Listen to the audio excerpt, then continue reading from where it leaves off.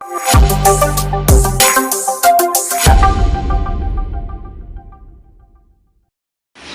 Mass മോട്ടോഴ്സിന്നാണ്. ഹീറോൻ്റെ CBZ എക്സ്ട്രീമാണ് വണ്ടി. Starting complaint ആയിട്ട് നമ്മൾ പോയി എടുത്തുകൊണ്ടുവന്ന വണ്ടിയാണ്. വണ്ടി ഉപയോഗിക്കാതെ കയറ്റി വെച്ചേർന്ന വണ്ടിയാണ്. അപ്പോൾ നമ്മൾ വണ്ടി എടുക്കാൻ ചെല്ലുന്ന സമയത്ത് ഡിസ്ക് ബ്രേക്കൊക്കെ ഫുള്ള് ജാമായിരുന്നു. നമ്മളതിൻ്റെ ബ്രേക്ക് ഫ്ലൂയിഡൊക്കെ ലൂസാക്കി അഴിച്ചു വിട്ടതിന് ശേഷമാണ് വണ്ടി എടുത്തുകൊണ്ടുവന്നത്. അപ്പോൾ ഈ കാലിപ്പർ അസംബ്ലിയൊക്കെ ജാമാണ്, ഫുൾ ടൈറ്റാണ്. അതേപോലെ തന്നെ ഈ മാസ്റ്റർ കിറ്റ് കംപ്ലൈൻ്റ് ആണ് കേട്ടോ. പിന്നെ അതേപോലെ ബ്രേക്കിൻ്റെ ഈ പാഡ് സെറ്റ് ഇതൊക്കെ പുതിയ പാഡായിരുന്നു. പക്ഷെ അത് ഉപയോഗിക്കാണ്ടിരുന്നത് ഇതേപോലെ തുരുമ്പിട്ടിട്ട് മൊത്തം അതിന് പാഡ് സെറ്റ് അതിൽ നിന്ന് പൊളിഞ്ഞു പോയി. അപ്പോൾ ബ്രേക്ക് പാഡ് മാറ്റണം. അതേപോലെ തന്നെ ഡിസ്ക് ബ്രേക്ക് ഫുള്ളായിട്ട് ഇപ്പോൾ കാലിപ്പർ അസംബ്ലി നമുക്ക് അഴിച്ച് ഗ്രീസ് ചെയ്യാമെന്നുള്ളൂ. ക്ലീൻ ചെയ്ത് അതിൻ്റെ പിസ്റ്റൻ്റെ സീലൊക്കെ മാറ്റി നമുക്ക് ഉപയോഗിക്കാം. പക്ഷെ നമുക്ക് ഈ കാലപ്പഴക്കം കൊണ്ട് തന്നെ ഉപയോഗിക്കാണ്ടിരിക്കുക കൂടി ചെയ്യുമ്പോൾ തന്നെ ഒരു കംപ്ലൈൻ്റാണ് ഈ മാസ്റ്റർ കിറ്റ്. ഇതെന്തെങ്കിലും നമുക്ക് മാറ്റി പുതിയത് ഇടേണ്ടതായിട്ട് വരും. എന്നിട്ട് റീസെറ്റ് ചെയ്താലാണ് അത് കറക്റ്റ് ആവുള്ളൂ. പിന്നെ സ്റ്റാർട്ടിങ് പ്രോബ്ലം കാണിക്കുന്നതിൻ്റെ മെയിൻ റീസൺ എന്ന് പറയുമ്പോൾ നമുക്കതിനകത്ത് കാർബേറ്ററിൻ്റെ അവസ്ഥയൊക്കെ വളരെ ശോചനീയാവസ്ഥയാണ്. കാരണം എന്ന് വെച്ചാൽ അതിൻ്റെ ഉള്ളിൽ അത്യാവശ്യം പെട്രോൾ കിടന്നിട്ട് നല്ല രീതിയിൽ മെൽറ്റായ ഒരവസ്ഥയാണ്. അതാണ് അതിൻ്റെ കണ്ടീഷൻ. അപ്പോൾ അങ്ങനെ വന്നപ്പോൾ തന്നെ സ്ലോ ജെറ്റൊക്കെ ഫുള്ള് ബ്ലോക്കാണ്. ഈ സ്ലോ ജെറ്റൊക്കെ ഫുള്ള് ബ്ലോക്കാണ്.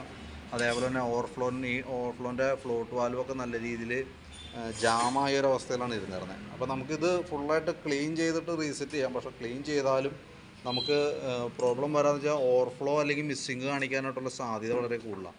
കാരണം എന്ന് വെച്ചാൽ പെട്രോൾ ഓൾറെഡി കിടന്ന് മെൽറ്റ് ആകുമ്പോൾ പെട്രോളിൽ വാട്ടർ കണ്ടൻറ്റ് ഫോം ചെയ്യും. അത് അലുമിനിയമായിട്ട് റിയാക്ട് ചെയ്യുമ്പോൾ വന്ന പ്രോബ്ലം എന്ന് വെച്ചാൽ ഈ ഇവിടേക്കാണ് അതിൻ്റെ ഫ്ലോട്ട് വാൽവ് വരിക. ആ ചെറിയ ഹോളാണ്, ആ ഭാഗത്തൊക്കെ ക്ലാവ് പോലെ പിടിച്ചിരിക്കും. നമ്മളിപ്പോൾ ക്ലീൻ ചെയ്യുമ്പോൾ ആ ക്ലാവ് പൊളിഞ്ഞു പോകും.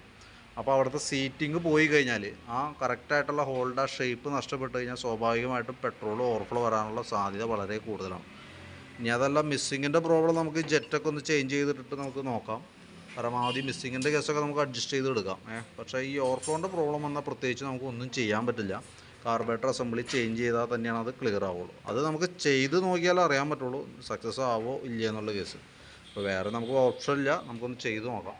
പിന്നെ അതേപോലെ തന്നെ ടാങ്കിൻ്റെ ഉള്ളിൽ ഫുള്ള് തുരുമ്പാണ്. ഇതിപ്പോൾ ടാങ്ക് ഞാൻ ക്ലീൻ ചെയ്യാൻ വേണ്ടി അയച്ചാണ്. അതിൻ്റെ ഉള്ളിലൊക്കെ നല്ല രീതിയിൽ തുരുമ്പ് കാര്യങ്ങളുണ്ട്. ഈ ഭാഗത്ത് നോക്കുമ്പോൾ അതിൻ്റെ ഉള്ളിലൊക്കെ ഫുള്ള് തുരുമ്പാണ്. അപ്പോൾ നല്ല രീതിയിൽ നമുക്കൊന്ന് വാട്ടർ സർവീസ് സ്റ്റേഷനിൽ കൊടുത്തിട്ട് വെള്ളം അടിച്ച് നല്ല രീതിയിലൊന്ന് ക്ലീൻ ചെയ്തെടുക്കാം. അങ്ങനെ ക്ലീൻ ചെയ്യുന്ന സമയത്ത് അവിടെയും ഈ പ്രോബ്ലം തുരുമ്പിൻ്റേതായിട്ടുള്ള പ്രോബ്ലംസ് ഒരുപക്ഷെ വന്നേക്കാം. കാരണം വെള്ളം അടിച്ച് ക്ലീൻ ചെയ്യുമ്പോൾ ഉള്ളിൽ നല്ല രീതിയിൽ തുരുമ്പിട്ടാണെങ്കിൽ തുരുമ്പ് പൊളിഞ്ഞു പോകുന്ന സമയത്ത് ആ ഭാഗത്ത് ചിലപ്പോൾ പെട്രോൾ ലീക്ക് വരാനായിട്ട് സാധ്യതയുണ്ട്. അത് നമുക്ക് ചെയ്ത് നോക്കിയാലാണ് അറിയുള്ളൂ. സാധാരണ കോമൺ ആയിട്ട് വന്ന കേസുകളിൽ അങ്ങനെ സംഭവിക്കാറുണ്ട്. അതുകൊണ്ടാണ് നമ്മൾ എടുത്തു പറഞ്ഞതിൻ്റെ കേസ്. കാരണം നമ്മളിപ്പോൾ ഇത് നോക്കുമ്പോൾ അറിയാം ഇതിൻ്റെ ഉള്ളിൽ വാട്ടർ കണ്ടൻറ്റ് ഉണ്ട്. ഇത്രയാണ് അതിൻ്റെ ഉള്ളിൽ നിന്ന് പെട്രോൾ കുറച്ച് ഊറ്റിയെടുത്താണ് നമ്മൾ. പെട്രോളല്ല, കിടന്ന് മെൽറ്റായ ഒരു അവസ്ഥയിലേക്ക് പോയിട്ടുണ്ട്. പിന്നെ ഉള്ളത് കൂട്ടത്തിൽ കൂടെ നമുക്ക് അതിൻ്റെ സ്പാർക്ക് പ്ലഗ്, ഈ പ്ലഗ് നമുക്ക് ചേഞ്ച് ചെയ്ത് ഇടണം. അതേപോലെ തന്നെ എയർ ഫിൽറ്ററും നമ്മൾ മാറ്റിയിടുന്നുണ്ട്. കാരണം ഒന്നാമത് നമുക്ക് കിടക്കുന്ന എയർ ഫിൽറ്റർ ഡ്യൂപ്ലിക്കേറ്റ് ആണ്. പിന്നെയെന്ന് പറഞ്ഞാൽ അത്യാവശ്യം പഴക്കമായിട്ടുണ്ട്. ശരിക്കും യെല്ലോ കളറാണ് ഫിൽറ്ററിൻ്റെ കളറ്. ഇത് ഈ കിടന്ന് ഈ ഒരു അവസ്ഥയിലേക്ക് അയക്കണം. അപ്പോൾ അത്രയും ഭാഗം നമുക്ക് ക്ലിയർ ചെയ്തിട്ട് വേണം സെറ്റ് ചെയ്യാനായിട്ട്. അതുകൂടാതെ നമ്മൾ വണ്ടി അവിടെ നിന്ന് കൊണ്ടുവരുന്ന സമയത്ത് ഫ്രണ്ട് ബ്രേക്ക് നമ്മൾ ഓൾറെഡി ഫ്ലൂയിഡ് തുറന്നു വിട്ട് ഓയിൽ നമുക്ക് ജാമിങ് മാറ്റി. പക്ഷേ ബാക്ക് ബ്രേക്ക്, ഡിസ്ക് ബ്രേക്ക് തന്നെയാണ് ബാക്കും. നമുക്ക് ആ ബാക്ക് ബ്രേക്ക് അപ്ലൈ ചെയ്തിട്ട് വണ്ടി ഒട്ടും നിൽക്കുന്നുണ്ടായി. കാരണം ഡിസ്ക് ബ്രേക്ക് ബാക്കിലത്തെയും പ്രോബ്ലമാണ്. കാരണം കഴിഞ്ഞാൽ പ്രോപ്പറായിട്ട് വർക്കിംഗ് അല്ല. അപ്പോൾ നമ്മൾ വീല് കറക്കി വിട്ടിട്ടായാലും ബ്രേക്ക് പിടിക്കുന്ന സമയത്ത് കൃത്യമായിട്ട് നിൽക്കുന്നില്ല വണ്ടി. അപ്പോൾ ബാക്കിലത്തെ ഡിസ്ക് ബ്രേക്കും കൂടി അഴിച്ച് റീസെറ്റ് ചെയ്യേണ്ടതായിട്ടുണ്ട്. പിന്നെ ബാറ്ററി നമുക്ക് ഇത് ഇരിക്കുന്നത് SF സോണിക്കിൻ്റെ ബാറ്ററിയാണ്. ഞാനത് ചാർജ് നോക്കുമ്പോൾ 12.92 റേഞ്ചിൽ വോൾട്ട് കാണിക്കുന്നുണ്ട് ബാറ്ററിയുടെ അതിനകത്ത് കേട്ടോ. ബാറ്ററി നമ്മൾ ടെസ്റ്റിലേക്ക് കൊടുക്കുമ്പോൾ ഇവിടെ കംപ്ലൈൻ്റ് ആയിട്ടാണ് കാണിക്കുന്നത്. അത് നമുക്കൊന്ന് മാക്സിമം ഫുൾ ചാർജിലാണ്. കുറേ ദിവസങ്ങൾ ഇരുന്ന് തന്നെ വേറെ ഒരു ബാറ്ററി കൂടി സപ്പോർട്ട് ചെയ്തിട്ട് ഇട്ട് നോക്കാം. ഒരു പക്ഷേ സെൽഫിൻ്റെ പ്രോബ്ലം വീണ്ടും ഫുൾ ചാർജ് ചെയ്തിട്ടും നമുക്ക് ബാറ്ററി കംപ്ലൈൻറ്റാണ് കാണിക്കണമെന്നിട്ട് ഈ ബാറ്ററി നമുക്ക് മാറ്റി വയ്ക്കേണ്ടതായിട്ട് വരും. കാരണം ഒന്നാമത് നമുക്ക് മോഡലിന് കിക്കറില്ല, സെൽഫ് സ്റ്റാർട്ടിനെ ആശ്രയിക്കണം. അപ്പോൾ അത് നോക്കിയിട്ട് ആ രീതിക്ക് നമുക്ക് ക്ലിയർ ചെയ്യേണ്ടതായിട്ട് വരും. അതേപോലെ തന്നെ ഇതിൻ്റെ ഇഗ്നീഷൻ സ്വിച്ചിന് ലൂസ് കോൺടാക്റ്റ് ഉണ്ട്. താക്കോൽ ഓൺ ചെയ്തിട്ട് ഒരു പൊസിഷനിലൊക്കെ അനക്കുമ്പോഴേക്കാണ് കൃത്യമായിട്ടത് തെളിയണുള്ളൂ. അതേപോലെ കൂട്ടത്തിക്കടെ ഇതിൻ്റെ കണ്ടീഷൻ കൂടി ഒന്ന് കറക്റ്റ് ആക്കിയതിന് ശേഷം ഈ സെൽഫ് മോട്ടറും കൂടി ഒന്ന് അഴിച്ചിട്ട് അതിൻ്റെ ഉള്ളും കൂടി ഒന്ന് ക്ലീൻ ചെയ്തിടണം. കാരണം അതിൻ്റെ ഉള്ളിലും കോപ്പർ കോൺടാക്റ്റാണ് വരാം. അപ്പോൾ അത് ആർമേച്ചറിൻ്റെ കോൺടാക്റ്റൊക്കെ കോപ്പറാണ് വരാം. അതും ക്ലാവ് കാര്യങ്ങളുണ്ടെങ്കിൽ നമ്മൾ അതും കൂടി ഒന്ന് അഴിച്ച് ക്ലീൻ ചെയ്യേണ്ടതാണ്. അത്രയും ഭാഗമാണ് മെയിനായിട്ട് നമുക്ക് ചെയ്യേണ്ടത്. പിന്നെ ആ ചെയിനൊക്കെ ഒന്ന് ക്ലിയർ ചെയ്യണം. അത്രയും ഭാഗമാണ് മെയിനായിട്ട് ചെയ്യണം കേട്ടോ. അപ്പോൾ ഞാനതിൻ്റെ ഏകദേശം ഒരു എസ്റ്റിമേറ്റ് നമുക്കിപ്പോൾ ഏകദേശം എത്ര വരും. ഡിസ്ക് ബ്രേക്കിൻ്റെ ഞാൻ തൽക്കാലം ഇതിനകത്ത് ഉൾപ്പെടുത്തുന്നില്ല.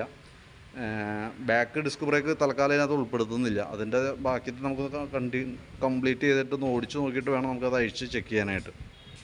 അപ്പോൾ ആദ്യം വണ്ടി ഒന്ന് സ്റ്റാർട്ടിങ്ങിലാകാം, കാർബറേറ്ററൊക്കെ ഒന്ന് ക്ലീൻ ചെയ്ത് കറക്റ്റ് ചെയ്തിട്ട് സ്റ്റാർട്ടിങ്ങിലാകാം. പ്ലഗ് എയർ ഫിൽറ്ററൊക്കെ മാറ്റി ടാങ്കും കൂടി ക്ലീൻ ചെയ്തിട്ട് നമുക്കൊന്ന് സെറ്റ് ചെയ്ത് നോക്കാം. പിന്നെ ഡിസ്ക് ബ്രേക്ക് ഫ്രണ്ടിലത്തെ നമ്മൾ അതിനകത്ത് ഉൾപ്പെടുത്താം. ബാക്കിലത്തെ നമുക്കത് അഴിച്ചാലാണ് കൃത്യമായിട്ട് അറിയാവുള്ളൂ. അതിൻ്റെ ഉള്ളിൽ മാസ്റ്ററാണോ പ്രശ്നം, കാലിപ്പറാണോ കംപ്ലയിൻറ്റ് എന്നുള്ള ദിവസം അഴിച്ച് നോക്കിയിട്ട് നമുക്ക് പറയാം. തന്നെയല്ല നമുക്ക് വണ്ടി ഒന്ന് സ്റ്റാർട്ട് ചെയ്തിട്ടൊന്ന് ഓടിച്ച് നോക്കാം. വേറെ എന്തെങ്കിലും കംപ്ലയിൻറ്റ്സ് ഉണ്ടെങ്കിൽ അതും കൂടി നമുക്ക് അറിയാൻ വേണ്ടിയിട്ടാണ് ഞാൻ അങ്ങനെ ഒരു സജഷൻ പറഞ്ഞതിൻ്റെ കേസ് കേട്ടോ. അപ്പോൾ അത്രയും കേസ് നമുക്കൊന്ന് ചെയ്ത് നോക്കാം. അതിന് ഈ പറഞ്ഞ രീതികളൊരു എസ്റ്റിമേറ്റ് ഒന്ന് ക്ലിയർ ചെയ്തിട്ട് ഞാൻ അതിൻ്റെ ഡീറ്റെയിൽസ് വാട്സപ്പിലേക്ക് ഇടാം.